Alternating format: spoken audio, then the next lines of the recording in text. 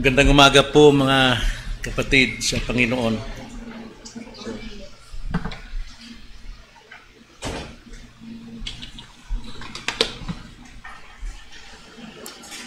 Nais ko pong ibahagi sa ating ngayong umaga ang mensaheng pinamagatan ko pong mga kumikinang na bakas ng Panginoon. Mga kumikinang na bakas ng Panginoon. At ito'y hanguin natin sa aklat po ng Pilipos,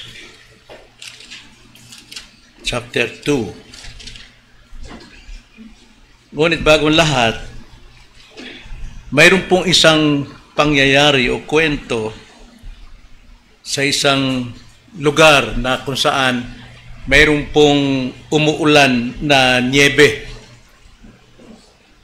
At isang batang lalaki, laging umiiyak at nalulungkot dahil lagi siya nag-iisa sa kanyang bahay. Wala na siyang magulang, wala siyang nanay, pero mayroon siyang ama. At ang ama niya ay laging wala sa kanyang piling. Kaya naisipan niyang isang araw ay kanyang sundan ng kanyang ama kung saan ito nagpupunta pagdating po ng gabi. At pagkaalis ng ama, habang umuulan po na makapal na snow, sinuot ng bata ang kanyang bota at pangginaw, jacket, at sinimulan niyang sundan ang bakas ng kanyang ama kung saan magpunta. Wala siyang nalihisan na bakas ng paa ng kanyang ama, sinusundan niya ito kung saan ito papunta. Napagod siya, pagod na siya, nauuhaw siya, hindi lamang sa tubig, kundi sa pagmamahal ng isang ama. Di kalaunan, habang sinusundan niyang bakas, hindi niya tinitignan sa unahan, ayaw niya ma-miss ang bawat hakbang ng kanyang ama. At habang kanyang sinusundan ito, isa-isa, tumigil ang bakas. At nung tignan niya sa harapan, isang pintuan. At ito'y kanyang binuksan. Isang bar. Nandoon ang kanyang ama, lasing na lasing. At lalo siyang nalungkot. Mga kapatid, ganito po ang kahantungan ng bawat Kristiyano na nauuhaw sa pag-ibig, sa pagmamahal. At ang bakas na kanyang sinusundan ay hindi bakas ng ating Panginoon, kundi bakas ng sanlibutan. Tiyak ang dulo nito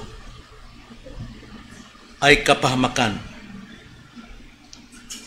Subalit ang banal na kasulatan sa karunungan ng Diyos, ayon sa Proverbs chapter 1 verse 20 to 23, na ang karunungan sumisigaw sa atin araw at gabi, sa mga panulukan ng daan, sa palengke, kung saan man tayo nagpupunta, hindi tumitigil ang karunungan na kayo'y sumunod sa isang bakas na totoo. At ang bakas na ito ay walang iba kundi ang Panginoon. At mismo ang ating apostol Pedro sa kanyang sulat, 1 Peter chapter 2 verse 31, nang sabi ni Apostol Pedro, ang Panginoon ay nag-iwan sa atin ng kanyang mga bakas na siyang dapat nating sundan. Kaya ang sabi sa Proverbs chapter 3 verse 13, mapalad ang mga taong tumatanggap ng karunungan, ng wisdom, sapagkat sila'y hindi maliligaw sa kanilang hakbangin. Na paano natin masusundan at ano mga dapat nating sundang hakbang o yapak ng ating Panginoon. Philippians chapter 2 verse 5 to 11, mga kapatid, ay isang napakaganda pong larawan ng kumikinang na mga hakbang ni Jesus na dapat nating lakaran. Kaya basahin natin at alamin ito. Ngunit basahin natin ang kabuuan, verse 1 hanggang 11, upang atin na pong malaman ang konteksto ng verse 5 to 11. Ganito po ang pagkakasabi sa Philippians chapter 2 verse 1 to 11. Kaya kung mayroong anumang kasiglahan kay Kristo, kung mayroong anumang kaaliwan ng pag-ibig, kung mayroong anumang pakikisama ng Espiritu, kung mayroong anumang pagkagiliw at habag, ay lubusin ninyo ang aking tuwa sa pagkakaroon ng gayunding pag-iisip. Magtaglay ng gayunding pag-ibig na magkaisa ng diwa at may isa lamang pag-iisip. Huwag ninyong gawin ang anuman sa pagpapaligsahan o pagmamataas, kundi sa kababaan ituring ng iba ay higit na mabuti kaysa inyong sarili. Huwag tignan ng bawat isa sa inyo ang kanyang sariling kapakanan, kundi ang kapakanan ng iba.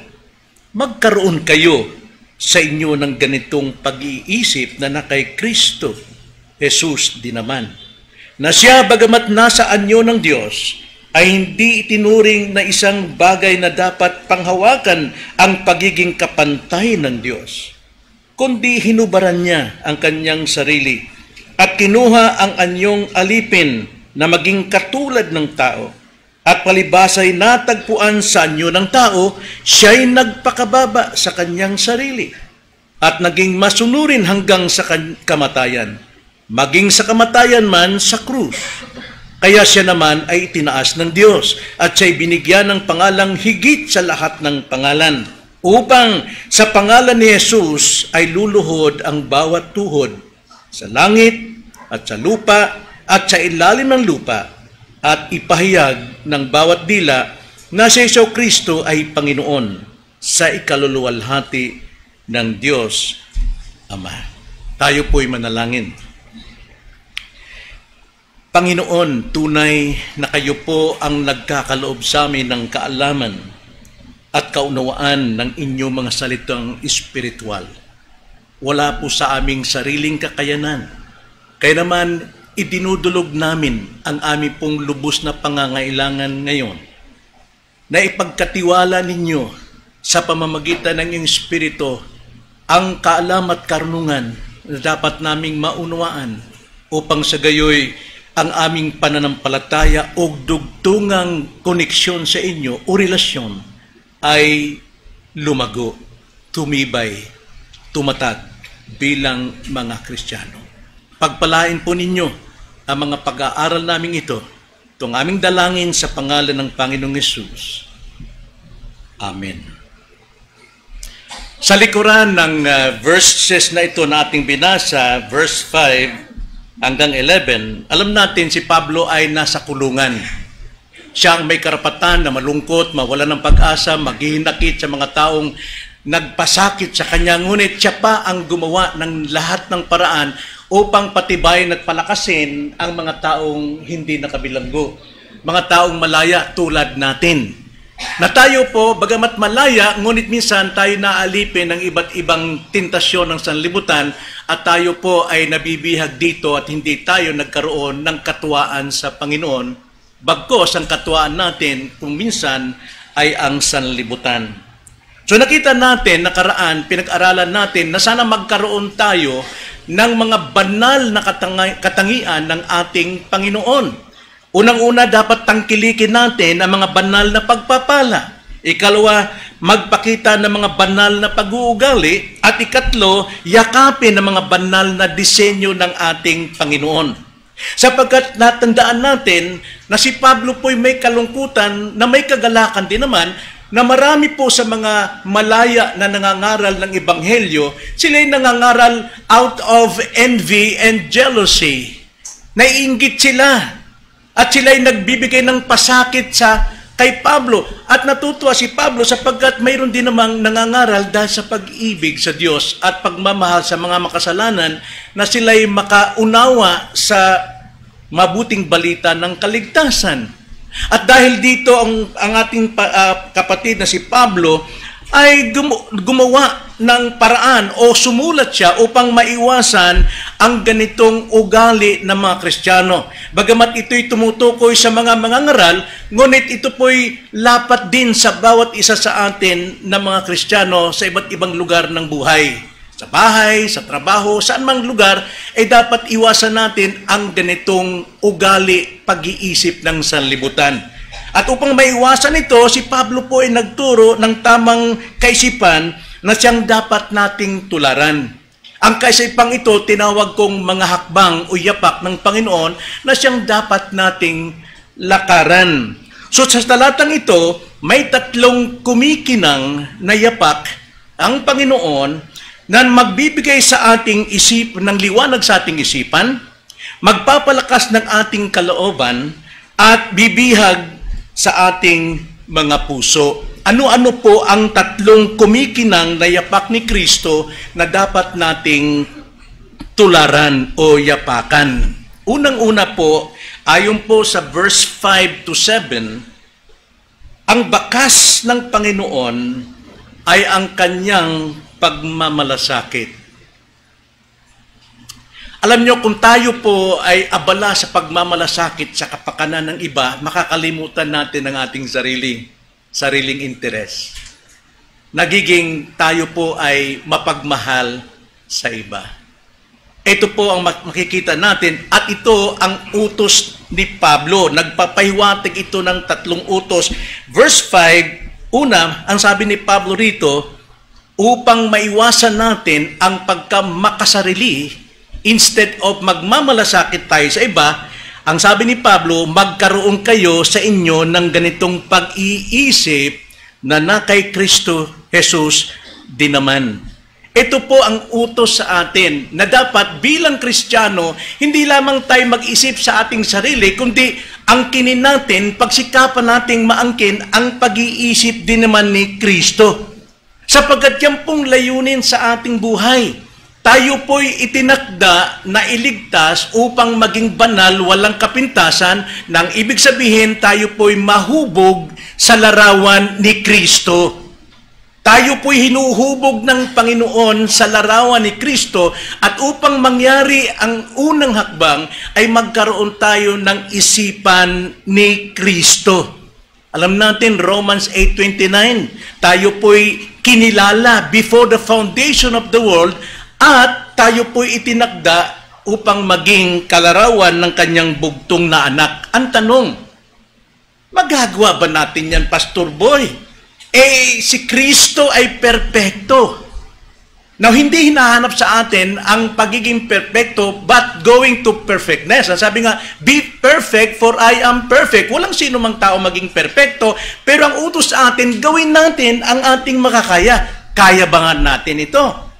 Well, hindi po natin makikaila, pinag-aralan din natin sa panghapon tungkol po sa ating pong pananampalataya kung ano dapat nating itustos, inuutusan nating gawin natin ang nasa atin para lumago ang ating pananampalataya, kaya natin sapagkat sinabi sa verse 3, 2 Peter chapter 1 verse 3 to 4, ganito ang pagkakasabi.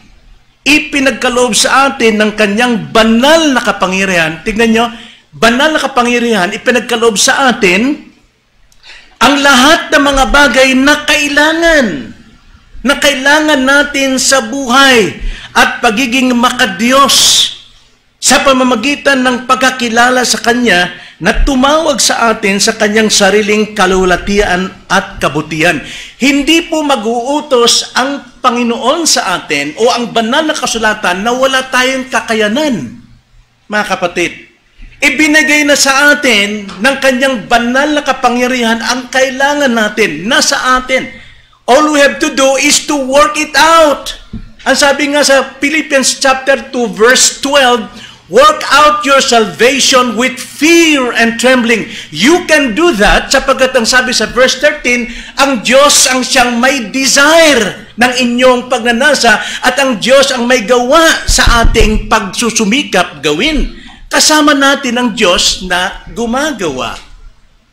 Kaya kinakailangan magkaroon tayo ng pagmamalasakit sa iba. Paanong gagawin? Magkaroon tayo ng kaisipan ni Kristo. Pinili ni Kristo ang isipan na magpahalaga sa iba para sa kanilang sariling kapakanan. Ano pong layunan ni Kristo? Bakit siya namatay sa krus? Ibinigay niyang kanyang buhay, siya ang umangkin ng lahat ng pasakit hanggang kamatayan. For what purpose? To save us, to save sinners. Mayroon siyang malasakit sa mga taong hindi karapat-dapat. Tayo din, dapat taglay natin ang gayong kaisipan. At ano pa, mga kapatid? Hindi lamang kaisipan ang mapapasa atin, kundi sikapin natin tayo po ay mag-angkin ng kapakumbabaan. Pagpapakumbaba. Sapagkat kung ang ating isipan nakafocus sa atin, hindi sa iba, mayabang po tayo. Upang tayo po'y maiwas sa kayabangan, dapat ding isipin natin ang iba't pagmamalasakitan nang sa ganon magawa natin ang magpakumbaba. Tingnan niyo ang sabi po sa ating teksto sa verse 5, 6, na siya, bagamat nasa anyo ng Diyos, ay hindi niya itinuring na isang bagay na dapat panghawakan ang pagiging kapantay ng Diyos. Bagamat si Kristo nasa anyong Diyos, pero hindi niya ipinamuhay na siya'y kapantay ng Diyos. Na bagamat tayo po'y Kristiyano, tayo'y mayroong alam, tayo'y mayroong kakayanan, huwag nating ituring ito sa ating sarili para maabot natin ang kapakanan ng iba. The same with the mind of Christ. Kailangan natin yun. Kailangan natin ang kaisipan ni Kristo. Magagawa natin ito sapagkat nasa atin ang lahat ng kakayanan mula sa kapangyarihan ng Diyos. Verse 7, 6 and 7, ganito ang pagkakasabi. Magkaroon kayo sa inyo ng ganitong pag-iisip na kay Kristo Jesus din naman. Verse 6, na siya bagamat nasa anyo ng Diyos, ay hindi niya itinuring na isang bagay na dapat panghawakan ang pagiging kapantay ng Diyos. Napakayaman po niyan, mga kapatid, kung maunawaan natin. Unawain natin ngayon. Verse 7, kundi hinubaran. Ito marami pong diskusyon dito, maraming debate dito. Dahil hinubad daw ni Kristo ang kanyang pagka-Diyos.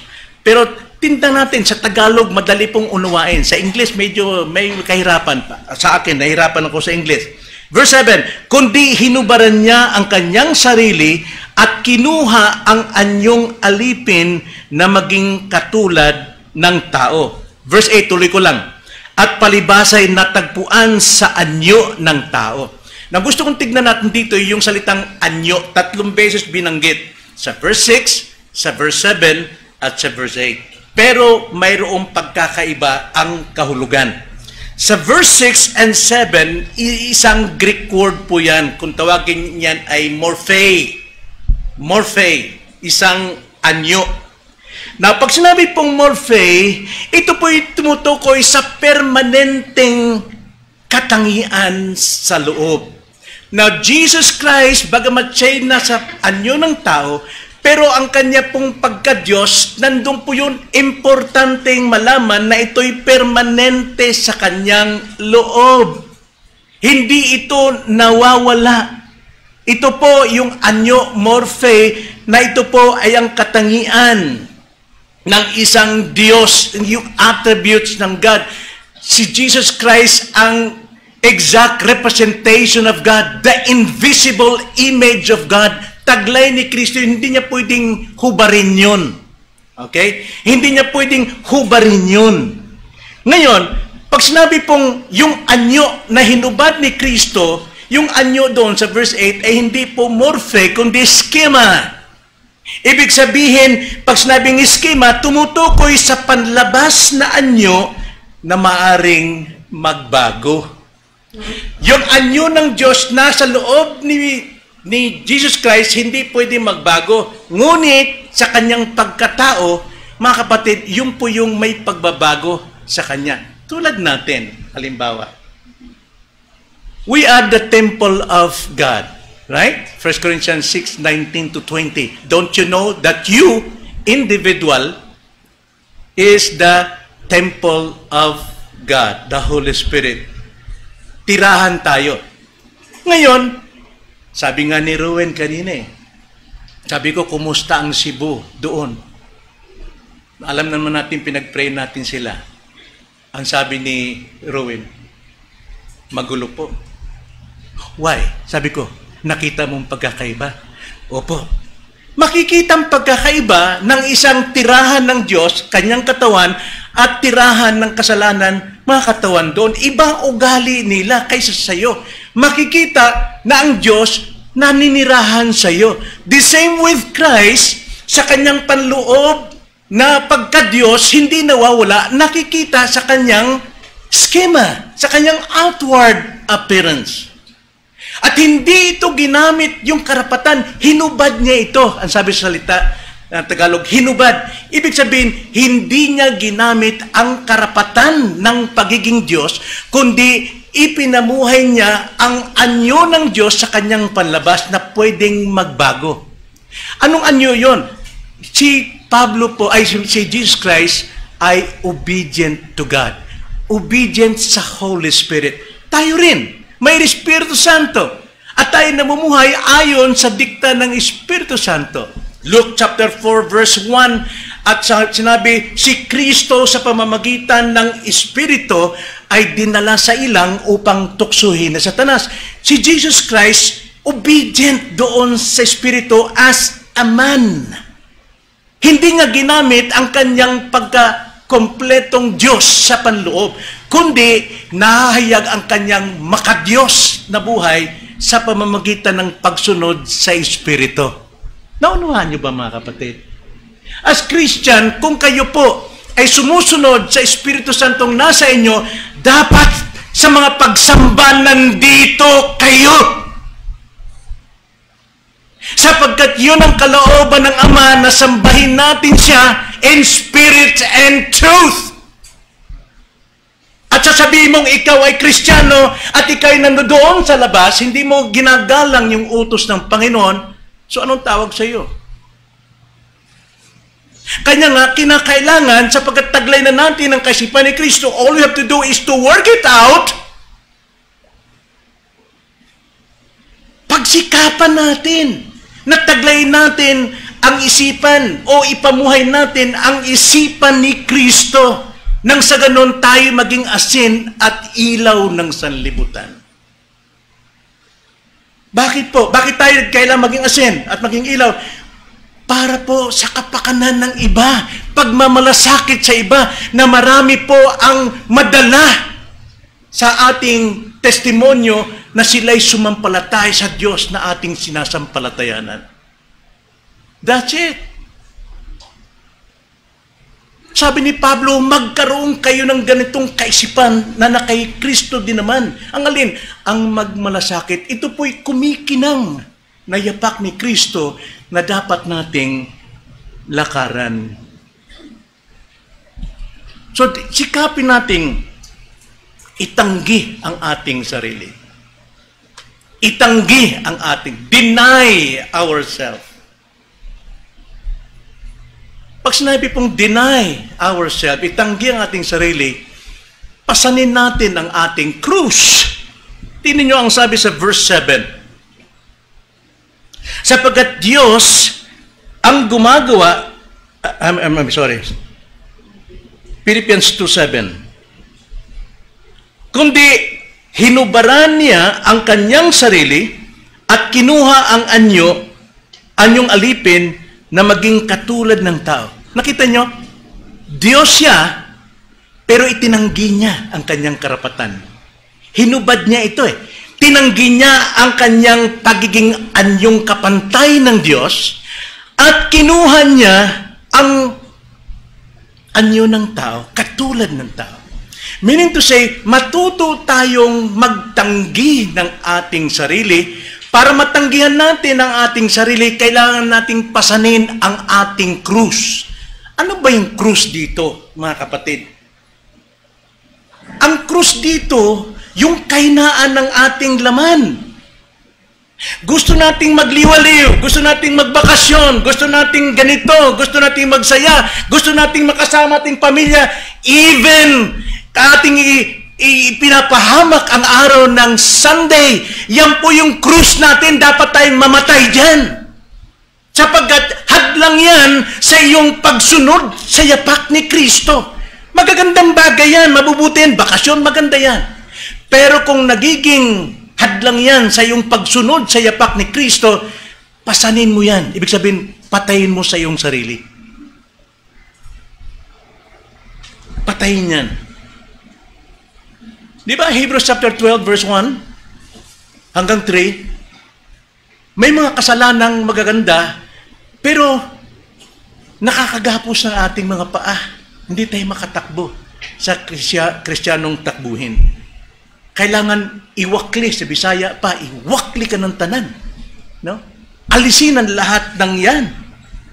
Unahin natin ang kariyan ng Diyos. No, paano natin mauuna ang kariyan ng Diyos? Magkaroon tayo ng isang kaisipan ni Kristo. Pagmamalasakit sa iba. Kung ikaw nagmamalasakit sa iyong anak, bakit nandoon ka sa anak mo at wala ka sa Diyos? Dapat nandun ka sa Diyos upang hilingin sa Diyos ng mga anak mo, maakay mo sa kaligtasan. Pero hindi. Walang kaisipan ni Kristo dyan. Yan po ay kaisipang laman. So ibakante natin ang ating sarili at hayaan nating maghari ang Panginoon sa ating mga puso. Dito, hindi po hinubad ni Kristo ang kanyang pagka-Diyos. Remember that. Kundi, hinubad niya, ang alin? Ang kanyang karapatan na maging kapantay ng Diyos. Upang maakay ang iba. Hindi tulad nung unang Adan. Yung unang Adan, sumuway sila sa Diyos dahil gusto nilang maging kapantay ng Diyos. Remember that? Genesis 3:5. Tingnan natin. Genesis 3:5.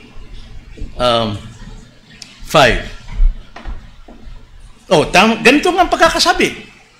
Ang sabi sa Genesis 3:5, sapagkat nalalaman ng Diyos na kapag kayo'y kumain yan, sabi ni Satanas, na kapag kayo'y kumain noon, ay mabubuksan ang inyong mga mata at kayo'y magiging kagaya ng Diyos. Na nakakakilala ng mabuti at masama. Si Kristo po hindi nagpakumbaba. Si Kristo at tinanggap niya ang papel bilang isang suffering servant. Hinubad niya. Hindi niya ginamit yung karapatan na siya Diyos, kundi tinanggap niya ang nakalaang papel niya from the beginning, the suffering servant of God. 1 Corinthians 15:47, ganito ang sabi. Ang unang tao ay mula sa lupa, isang taong mula sa alabok. Ang ikalawang tao ay mula sa langit, and yet, tinanggap niya yung nakatakda sa kanya bilang isang nagdurusang lingkod for the sake of sinners. Kaya naman, siya itinaas ng Diyos. Verse 9 sa ating text. Kaya siya naman ay itinaas ng Diyos at siya'y binigyan ng pangalang higit sa lahat ng pangalan. Yan po yung aming pag-aaral kahapon sa Bible study. Ang kahalagahan ng pangalan. Walang ibang pangalan sa silo ng langit na ibinigay ng Diyos na sukat ikaligtas ng lahat ng sumasampalataya sa Kanya. Ang hindi sumampalataya sa Kanya, John 3:18, nahatulan na. Nahatulan na. Past tense. Tapos na ang paghahatol. Pero, habang tayo nabubuhay, mayroon pang pag-asa. Sapagat God is gracious. Romans 1:18, gaano man kapula, kaitim ang iyong kasalanan, once ikaw ay nakapag-settle sa Diyos, gagawin niya itong puti tulad ng niebe. Lilinisin niya ito, gaano man kaitim ang kasalanan ng gawa mo. Kanya nga ito ang pangalan, ang posisyon of supremacy. Nangingibabaw na pangalan, walang kapantay na pangalan. Dahil po saan? Sa pagmamalasakit ni Jesucristo sa makasalanan. Hindi niya kinuha ang karapatan bilang kapantay ng Diyos. Yan din po ang problema sa atin. Dahil hindi po natin maibaba ang ating sarili sa Diyos, nagagawa nating ibaba ang ating sarili sa ating mga anak. Dahil sila yung mga breadwinner. Yes, pasalamat tayo sa mga anak na breadwinner. Pero not necessarily sila yung magulang natin. They have to obey their parents, for it is the commandment of God. Fifth commandment. Children, obey, submit to your parents, for there is a promise. Anong promise yun? Tagumpay ng buhay habang nabubuhay ka. Kung hindi mo nire-respect ang magulang mo, iginagawa mong alila, taga-alaga ng apo mo, imbis na sila'y makasamba sa Diyos. Mga kapatid, yumaman ka man pero wala kang blessing sa Panginoon. Why? In the first place, ang sabi sa John 3:18, you have been judged already. Nahatulan ka na because you don't believe the name of the Lord. So paano natin mabibreak yun? Kailangan tumayo ang magulang sa kanyang paninindigan bilang anak ng Diyos. Ipakita niya na kailangan nila si Kristo. Hindi nila kailangan magtrabaho habang panahon at diyan mamamatay sa trabaho. Kailangan silang mag-rest. Mag-rest sa ating Panginoon. The only rest na itinakda ng Diyos para sa mga tao na pagod na sa kasalanan. Kaya nga, dito nakita natin ang pagmamalasakit ni Kristo. Hindi niya ginamit ang kanyang karapatan bilang Diyos, kundi siya'y nagpakumbaba tulad ng tao na isang mababa lamang. Now, tingnan nyo, yung pong pagka-Diyos ni Kristo mula sa langit, nakaupo sa trono ng kalangitan, may control sa lahat ng kinapal. Nagkatawang tao siya. Yan po ay isang nakakahiyang gawa. Pinakamababa, kahiyahiyang gawa ni Kristo, ngunit ginawa niya alang-alang sa atin. Yung pong tayo'y magpakababa, dahil tayo po'y mga Kristiyano, nakakahiya po yan. Sa harapan ng mga tao, ano ka ba naman, magulang, ikaw pa yung lumuluhod sa anak mo. Nakakahiya. But in the sight of God, itinataas ka niya sapagkat tinataas mo ang kanyang pangalan sa pamamagitan ng iyong living testimony sa Panginoon. Magkaroon tayo ng kaisipan ni Kristo. Una, pagmamalasakit. Ikalawa, bagamat redundant na ako rito, pero gusto kong pagpatuloy pa rin. Ikalawa, bakas na dapat nating sundan sa Panginoon ay ang kanyang pagpakumbaba. Pagpapakumbaba. Verse 8 to 9.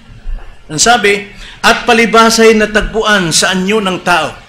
Sa anyo, sa eskema ng tao. Siya ay nagpakababa sa kanyang sarili. Tao siya eh. At naging masunurin hanggang sa kamatayan. Till death ang kanyang pagiging obedient sa God. At naging masunurin hanggang sa kamatayan. Maging sa kamatayan man sa krus. Kamatayan sa krus sa isang kahihiyang kamatayan. Sa ating panahon, kapag ikay nasilya electric ka, ibig sabihin, ikaw na yung pinakamandurugas at makasalanang tao, nakakaya ka sa mundo. Kaya kailangan parusahan kang kamatayang silya electric ka. Ang krus po, kahihiyan yan. Eh marami nga sinusuot na yung krus eh. Kagandahan daw. Basta't gold lang. Pero actually, pwede ka bang magsuot ng kwintas gold na electric chair? Ba't nagsuot ka ng electric? Tatay ko kasi na electric chair eh. Ipagmamalaki mo yung kamatayan? No.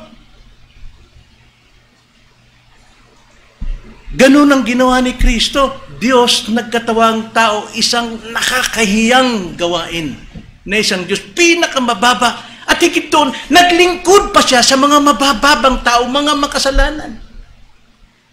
Kaya iba yung pagpapakumbaba ni Kristo, sagad-sagad po. At yun din ang nais ni Pablo o ang salita ng Diyos na makuha nating kaisipan kay Pablo, yung kanyang pagpapakumbaba. Hindi sa atin, baliktad eh. Pag mataas pinag-aralan mo, mataas din ang leeg mo. Hindi ka tumatanggap ng payo ng mga mabababa, walang grado. Kasi, hindi mo naabot yung pinag-aralan niya. Pero sabihin ko sa iyo, kung hindi mo ginagalang mas matanda sa iyo, hindi mo naabot ang karnasan na matanda sa iyo kaysa iyo. Ibang karnasan kaysa pinag-aralan. Like for example, marami pong mga tawag nito, engineer ba? Mechanical engineer, magagaling po sa prinsipyo yan. Pero pag gawin mo ng actual, walang alam. Kaiba yung gumagawa ng actual, may karanasan, kaysa sa karunungan. Kaya both, dapat maggalangan. May pinag-aralan ka, gumalang ka sa mababa ka, gumalang ka sa mga may pinag-aralan. Kaya mapapansin nyo yung mga lolo, nagpupo po doon sa mga estudyante. Why? Iginagalang nila yung kanilang pinag-aralan. Sana naman ang mga estudyante, igalang nilang katandaan na matandang yun. Even sa mag-asawa. Ephesians chapter 5, nagsimula po sa verse 20, I think, verse 20, 21, ang sabi ron, submit to one another. Then, tsaka binigay, wife, submit to your husband. Husband, love your wife. Pero nagsimula po submission. Submit one another. Yan po ay pagpapakumbaba. At dito si Jesus, bagamat siya'y nasa anyong tao, siya po'y naging masunurin, mapagpakumbaba. Dumidepende siya sa Espiritu. Hindi si Kristo namumuhay, nangangaral o nagpapakita ng himala dahil sa kanyang sarili. Hindi niya nilabas yun, ang kanyang pagka-Diyos. Kundi siya po'y nagpasakop sa Espiritu Santo. Obedient siya sa Ama through the power of the Holy Spirit. Tingnan yung sabi sa Luke chapter 4 verse 1. Ganito, si Jesus na puno ng Espiritu Santo ay bumalik mula sa Jordan at dinala ng Espiritu sa ilang na doon tinukso siya ng dyablo. Kita nyo? Isang Diyos sumunod sa Espiritu Santo para tuksuhin ng dyablo. Sino pang dyablo? Wala siyang kapangyarihan. Pero dahil po si Kristo ay puno sa Espiritu, meaning obedient to the Spirit, dapat tayo rin obedient din tayo sa Espiritu. Anong turo ng Espiritu? Huwag niyong kakaligtaan ang inyong pagtitipon. Tulad ng ginagawa ng ilan. Utos ng Espiritu yun. Utos ng Panginoon. Sapagkat ang salita ng Panginoon ay may Espiritu at ang Espiritu ay nagbibigay buhay. John 6:63. Ngayon, sabi mong Kristiyano ka, pero ngayon siyam na buwan ka nang hindi dumadalo. Paano sabing tumatalima ka sa Espiritu ng Diyos? Ang pagtalima ni Jesucristo, hindi lang isipan, kundi action. At yun ay nagpapakababa sa Kanya. Kaya naman tinaas siya ng Panginoon. Paano tinaas si Jesus Christ? Alam natin ang gospel. Tinaas siya una sa kanya muling pagkabuhay. Walang sino mang nabuhay na muli. At pagkatapos, siya po ay nag-ascend sa langit. Ascension. Tinaas ng Diyos siya. Then, pagdating sa langit, umupo siya sa trono ng Diyos. At sa pag-upo niya sa trono ng Diyos, siya ay namamagitan sa mga Kristiyanong kanyang tinubos. At darating panahon, lahat ng tuhod, luluhod, lahat ng dila, magpapahayag sa kalwalatian ng ating Panginoon. Ito yung kumikinang na yapak ng ating Panginoon dapat nating sundan. Una, taglay natin ang kanyang pagmamalasakit. Pangalawa, taglay natin ang kanyang pagpapakumbaba. At pangatlo, taglay natin ang kanyang pangalan. Pangalan, mga kapatid. Verse 10 to 11. Upang sa pangalan ni Jesus ay lumuhod ang bawat tuhod sa langit at sa lupa at sa ilalim ng lupa at ipapahayag ng bawat dila na si Jesucristo ay Panginoon sa ikaluwalhati ng Diyos Ama. Now, pangalan. Ano po ibig sabihin ng pangalan? Power? Authority? Di ba? At the same time, reputation, honor. Taglayin natin ang reputation ni Christ, ang kanyang dangal. At paano ito matataglay ng isang Kristiyano? Unang-una, pagmamalasakit nasa atin, pagpapakumbaba nasa atin, nang sa ganon ng kasunod nito ay ang dangal, tulad ng karangalan ni Kristo, tulad ng reputation ng ating Panginoon, na sa kanyang pangalan o dangal, siya'y luluwalhatiin ng lahat. Sa dalawang paraan. Anong paraan? Una, lahat ng tuhod luluhod sa kanya. Lahat ng pumako sa kanya, lahat ng lumatigo sa kanya, lahat ng nasa impyerno luluhod sa kanya sapagkat ipapakilala ng Ama kung sino si Kristo. Ikalawang paraan, lahat ng labi ay magluluwalhati sa kanya. Aamin, siya, si Kristo, ang maluwalhating Diyos. Nung siya'y nabubuhay pa, minumura siya. Nilalapastangan siya ng maraming dila, mga mapagkunwari. Pero pagdating ng panahon na mahayag na ang dangal ni Kristo, ang pangalan ni Kristo, lahat ay sasamba sa Kanya. Lahat ay kikilala sa Kanya. Tingnan nyo, Revelation chapter 7, verse 9 to 12. Revelation. Ito'y sa panahon ng katapusan. Ang sabi po, pagkatapos ng mga bagay na ito, ay tumingin ako at naroon ang napakaraming tao na di mabilang ng sinuman mula sa bawat bansa, sa lahat ng mga lipi, mga bayan at mga wika, na nakatayo sa harapan ng trono at sa harapan ng kordero, na nakasuot ng mabuting damit, na may mga sanga ng palma sa kanilang mga kamay, at magsisigawan ng may malakas na tinig na nagsasabi, ang pagliligtas ay sa aming Diyos na nakaupo sa trono at sa kordero. Lahat po. Gaya ng sinabi sa ating teksto, na lahat ng bagay sa langit, sa lupa, sa ilalim ng lupa, ay luluhod ang mga tuhod at sasambat magluluwalhati ang lahat ng labi. Bakit po? Matagumpay ang ating Panginoon. Matagumpay siya sa kanyang misyon na isinugo siya ng Ama. At matagumpay niyang naisagawa ang lahat ng nakatakda sa kanya. Kaparusahan, kahiyan, kamatayan, pagkapako, pagkalibing. Lahat yan ay naganap ng Panginoon.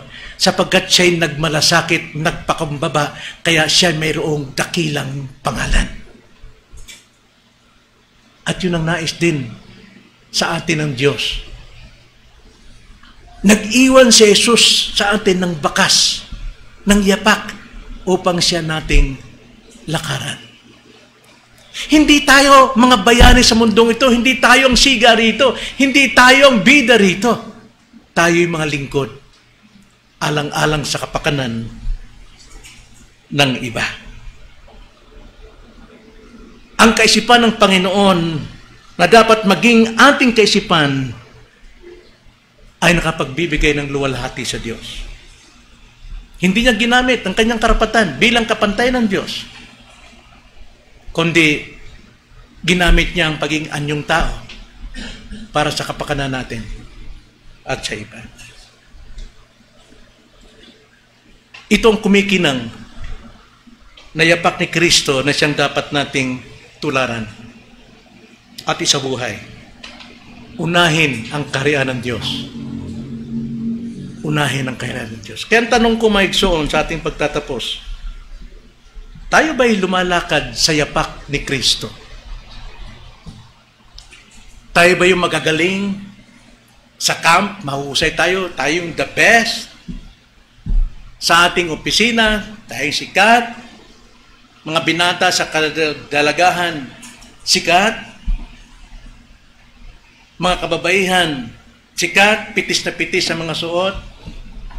Tayo ba'y lumalakad sa yapak ni Kristo? Tanong ko ito sa mga wala pang relasyon kay Kristo. Wala pang pananampalataya kay Kristo. Ibig sabihin, alam natin ang pananampalataya natin kay Kristo, kaloob ng Diyos. Sa regeneration. Kailangan ka munang mabuhay bago ka magkaroon ng unawa at paniniwala. At dahil ikaw ay naniniwala, you are saved by grace through faith. At itong faith na ito ang siyang relasyon mo sa Diyos. Ito yung pundasyon mo kay Kristo. Ang pundasyon po sa iglesia, sino? Si Kristo. Ang pundasyon ng ating doktrina, sino? Apostles. Sino ang cornerstone? Si Jesus Christ. So ang pundasyon ng ating kaligtasan, ano? Si Kristo ang tagapagligtas, hindi siya pundasyon ng ating kaligtasan, kundi yung ating pananampalatayang kaloob ng Diyos ang pundasyon ng ating kaligtasan sa Kanya. Kaya nga, laging utos sa atin, we must grow in our faith. Grow in our faith. Yung ating pong relasyon, itong faith na ito dapat lumago upang tumibay ang ating pagiging Kristiyano.